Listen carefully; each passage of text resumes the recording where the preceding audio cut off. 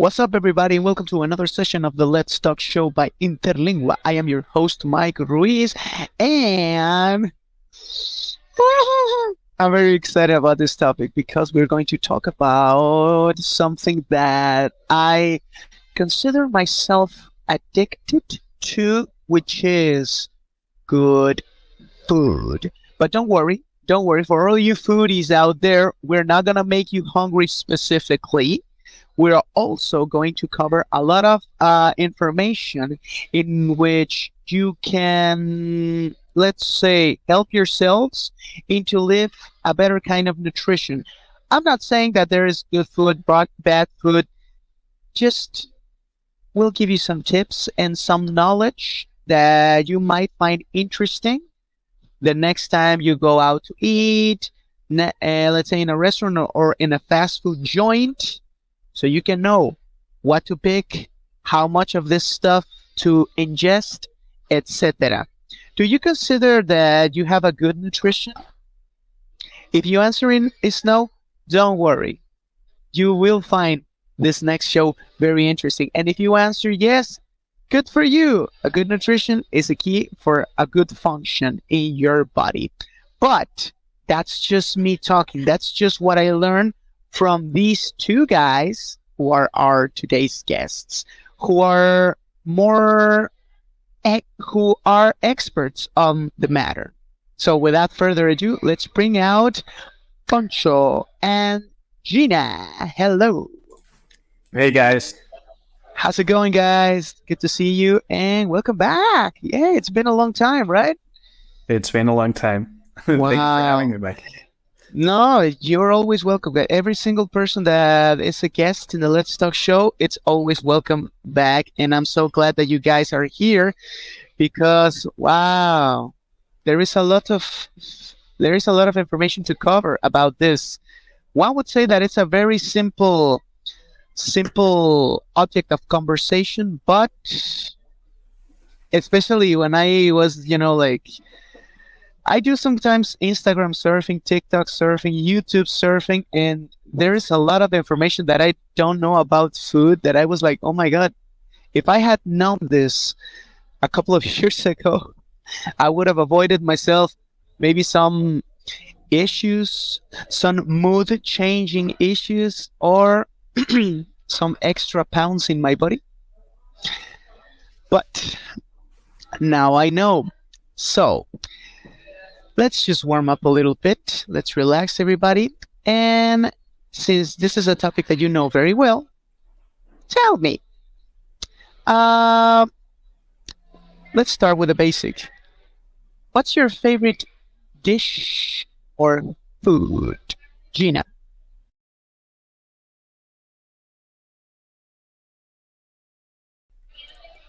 Well, maybe pasta with anything because it's very versatile, so you can make anything with it. So it can be very light with tomato sauce or maybe with some mushrooms and a thicker sauce. So yeah, pasta. Very nice. What about you, Poncho? What is your favorite dish to ingest or your favorite food? I would have to say the same pasta. I think piggybacking on what Gina said is really versatile, and you can do a lot of different dishes with pasta. Mostly lasagna. That is my go-to when it comes with pasta. Do you think you're flexible about the food that you consume? Let's say, do you think that you mostly eat the same on a regular basis, or do you guys give yourselves the opportunity to maybe explore more things, to taste more things, Gina?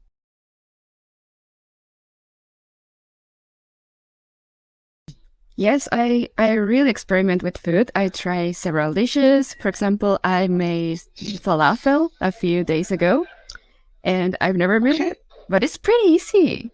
But it's very tasty, and I try to vary my food because I get bored very easily.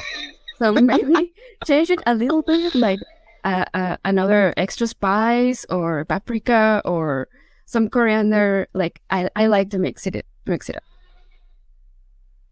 What about you, Pacho? thing.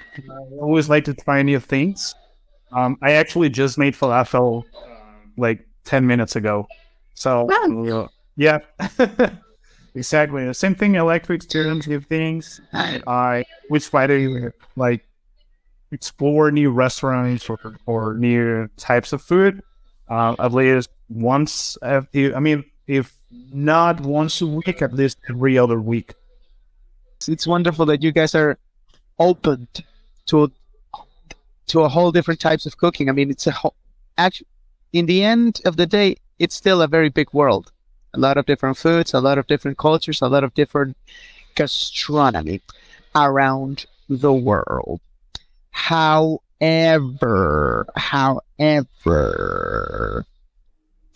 have you ever like tasted not precisely a dish, but maybe some type of cooking that you just immediately said like, "Oh my God, this is not for me," or like, "Oh, you know what? It's good that other people eat it, and it's good that other people like it, but I'm just gonna step aside a little bit." Gina.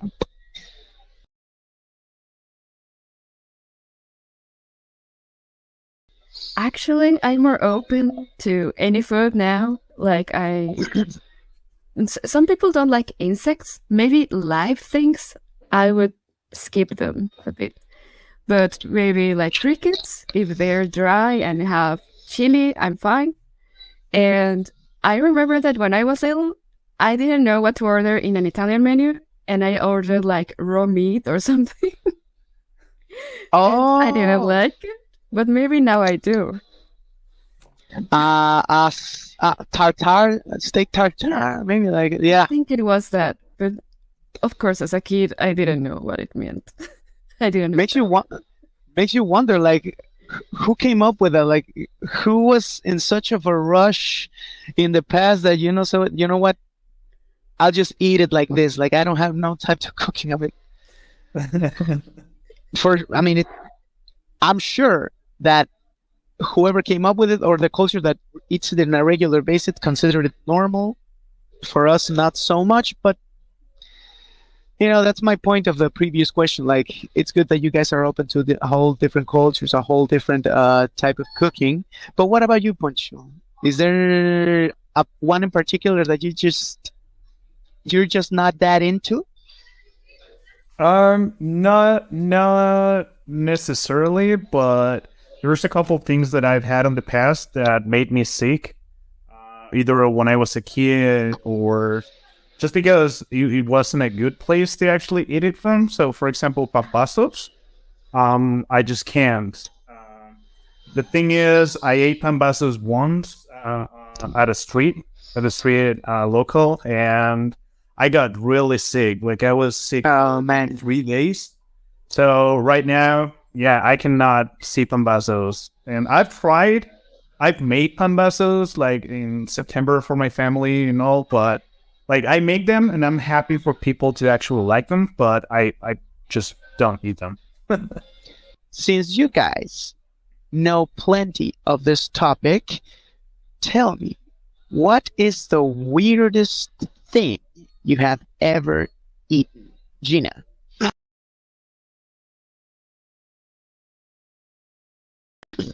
Phew. Yeah, maybe. I think not other cultures don't have this. Like maybe. Mm,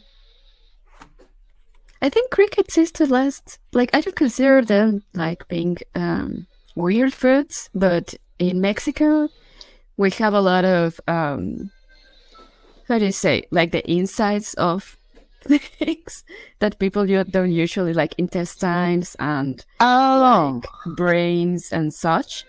And okay. people in Mexico consider them very like common, but in other cultures it's like, I'm not gonna touch that. Yeah, I know what you But in mean. quesadillas, it's very nice. I It's think that's a to make you to make you a big strong girl, a big strong boy. Ah, Yeah. what the body needs, right? And it also tastes good, like you said. Like some people consider it guilty pleasure, but I really love tripa. I really love tripa tacos. So I see what you mean. I see what you mean. What about you, Poncho? What is the weirdest thing you have eat? When I was at college, I did my thesis about entomophagy, which is the consumption of insects as a diet. So I had to do a whole menu based off of insects. So I did cockroaches covered in chocolate. I did scorpion lollipops. I did cricket breath, and I did some tapas made with escamoles, which are the ant Uh-huh. eggs. Yes. So yeah, like my whole menu was based off of insects. So I had escamoles, cockroaches, scorpions, and crickets. That is, I think, like the weirdest so far. Like so far. I'm not gonna lie. The scorpion lollipops do sound interesting for me. Like I would definitely want to eat that. To try them out to see what's up. Like, it's just that I'm like that. You know, a lot of a lot of things that I've seen in movies that people that they show you as disgusting, but they are actually part from another country. I just go like, okay, I would give it a try. You know which one is the most mentioned? Well, in my case, because I've seen it in cartoons, in movies, they mention haggis a lot. What is Haggis. Yeah. Yeah, It is I have a interesting. recipe for that. I have a recipe. really but want to haven't try been able that. to make it. Yeah. I understand that it can be very hard because for our viewers, it's a Scottish dish in which you put the lungs, I think the heart and the intestines of a sheep inside of the bladder. I know that sounds like very crazy, but I've seen pictures of it and it looks kind of nice. So I've always been interested in trying it out, but it's just I haven't been able to do so. But that sounds interesting for me. And another people, I mean, the normal reaction in movies and cartoons is like, like Yeah. what? What the hell? What is that? No, and I'm like, dude, people have been eating that for centuries. Like, it can't be that bad, or it can't be bad for your health. You know, like it's just a dish that we're not used to, but it's just a dish. Speaking of what we are used to eat and what we are not used to eat, you know that in recent years, this interesting rule has been going on in our country in which now a lot of the products, especially the processed ones, are labeled with calorie excess, sugar excess, fat excess. And now we realize that, apart from making us feel a little bit guilty of what we consume, now that we are extra careful into reading those labels. Did you used to do that before this happens? Before this happened, Gina?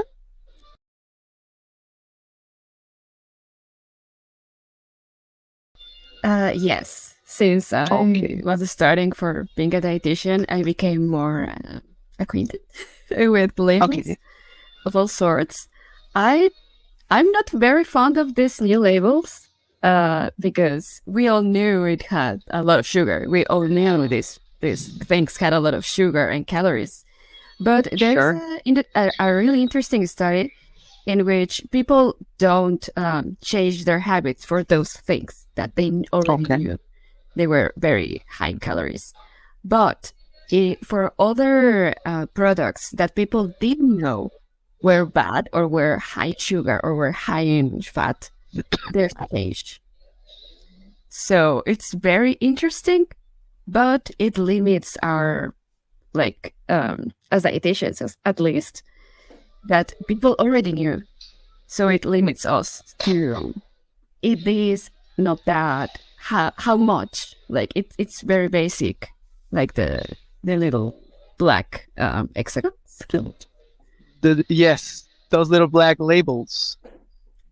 What do you look for in these labeled products? Me, I normally focus on the amount of sugar and the amount of protein. What do you normally search for? It depends on the product. I Okay. think you have to know how they are made. For example, ketchup has tomatoes, sugar, and salt, but it can have a lot of other things. But if the first ingredient is tomatoes, that will be better if versus the main ingredient being sugar. Like you have to take that into account. Okay. Poncho, what about you? Did you normally look for these labels before they were that visible? Or you were just like, I know what's good for me, I know what's bad for me, so I don't care. What's your case? In sometimes, yes. Like Gina said, I mean, when it's processed food and when it's canned food, fast food, that's bad for you. There's a lot of salt in it. There's a lot of fat in it, and there's a lot of things that will damage your body. Because at the end of the day, your body has to deal with everything that you're consuming, whether it's your kidneys, your liver, and at the end of the day, they will pay the price. And I feel like what Gina said, most people won't change their habits until they start seeing the impact of consuming that type of food on a regular basis. I have a case of what is it, 63-year-old sir that used to go to McDonald's like every other week, and he was buying the hamburger that it's made out of chicken because he thought it was healthier because it's chicken. Well, it's fried chicken, it's deep fried, and it has way more salt than a regular burger. It has, I think, the double and 3 more salt than the small fries. So he was in shock to actually know that there was more salt and more sodium on that burger than on the other type of burgers that they sell. And he had problems with high cholesterol. So the main issue he was having is high consumption of sodium. So definitely realizing that there's some type of food that, like Gina said, if you don't know that is damaging you or that is as high as it is, I think the labels will have an impact. But if you already know that it's not good for you and still you're doing it, it's not really going to have any impact at all. Gina. Besides of being a nutritionist, as I understand, you also handle a blog. What is it about?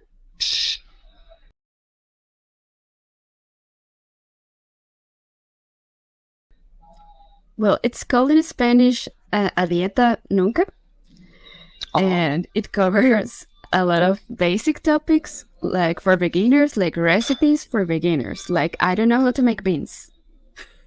How do I make them? Because there's a lot of misinformation out there, and many people don't try it until they know, like, step by step what they have to do. And I also have some hypertension related, or like many diseases related, like celiac disease. And what do I have to eat? Like basics. It's not the same, like going to a nutritionist than reading this article, but it may guide you a little bit. So thank you so much for sharing that. And Poncho, our chef. Tell me, my friend, what made you enroll into studying gastronomy?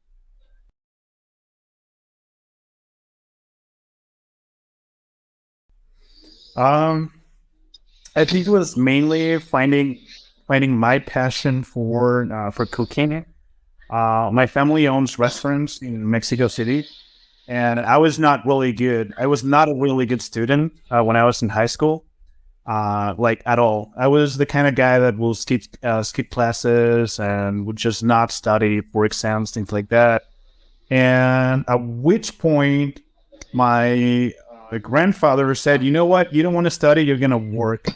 He put me on the dishes on the restaurant, so I had to wash the dishes of the whole restaurant for probably a month or so, and it was really hard. But being back there and looking at the kitchen and watching everybody cooking, and then people enjoying the food, made me realize that that is what I wanted to do.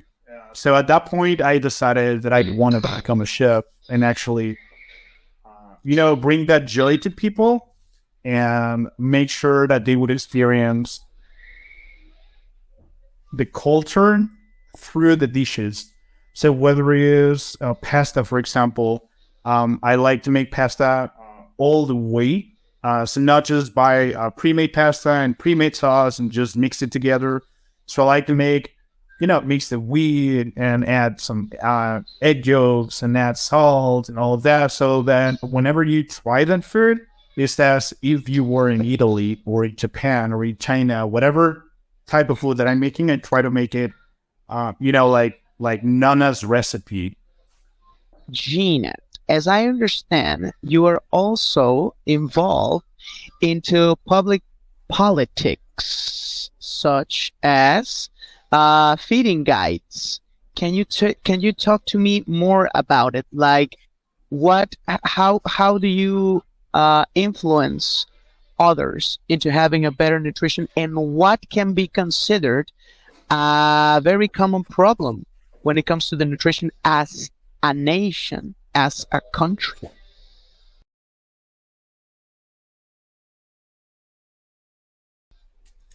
Well, now I think most of the countries are experiencing an obesity epidemic. So we really have to, yes, like overweight and obesity epidemic rather than malnutrition as it was before. So yes, it has every policy has to be very specific to the country you're in and to the culture, because it might not be accepted. Like we can do something, like some basic things. Like I know my blog is like a little thing, but I just put it in the world and hope it goes to the best hands. But I can't like make a park or give people more freedom in their work so they have more time to spend at home cooking. Like those are the big things that you have to change in order for everyone, like all the communities in Mexico, the different communities, because we also are very different across this nation, Like it's not the same here in Monterrey, like over there in Mexico City, like it's very different. So you can't apply the same things to everyone and hope for the best. There are different cultures. Different cultures within the same country. Like it's crazy. It's mind blowing, right? But it's very interesting. I love it. I really enjoy it. And thank you so much for sharing all the information that you have so far, both of you guys. But now let's get to know you guys a little bit better with the rapid fire round. But first, just a quick interruption. My name is Eric, and I'm the editor of the Let's Talk show. Let's go over some of the dishes that have been mentioned in the show. They were falafel, pasta, crickets, steak tartare, pambazos, lasagna, tripe, haggis, guajolota, and green chilaquiles. Maybe you have tried some of these, maybe you don't know what they are, but you can Google them, and I'm pretty sure that you can find them and try them. Now, let's go back to the show. So, number one, the easiest one. Salty or sweet? Gina. Ooh, salty. Poncho. Salty as well, 100%. All right, okay. Food that you hate that everyone loves. Gina. Oh, I I don't know, maybe fried chicken. Wow. I love it. Poncho?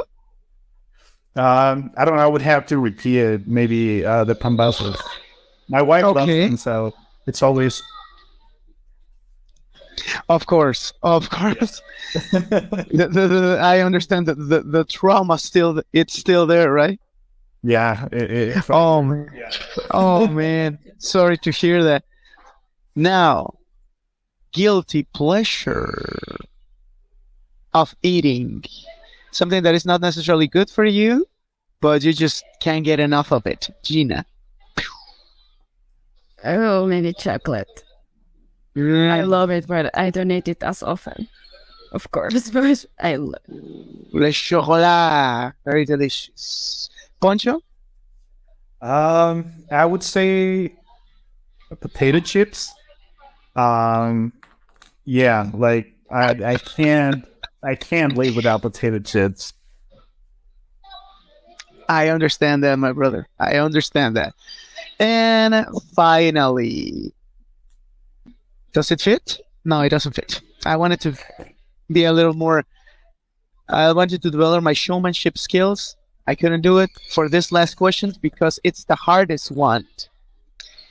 What food would you like for your last meal, Gina? well, great question. Yes, Very hard to answer. Oh my right. God. Maybe chilaquiles. Chicken or egg? With chicken or egg? Chicken. Uh, Green sauce. Green egg. Of course. Team green chilaquiles. That's good. Good. What about you, Poncho? What do you want for your last? I Hypothetically would- speaking. Yeah, I was actually thinking about that last month. Like, what would be my final meal? I would say lasagna, a 4-cheese lasagna, homemade from zero. That will be it. I think it's time to wrap things up. Thank you so much for being here. And like I said at the beginning, you are always welcome back. Appreciate it. Thank you. Thank you. And good to see you, by the way, guys. And good to see all of our viewers. Thank you so much for tuning in. Be sure to click next week for more of the Let's Talk Show by Interlingua. Gina was with us. Poncho was with us. Eric Rios was in the control. I am Mike.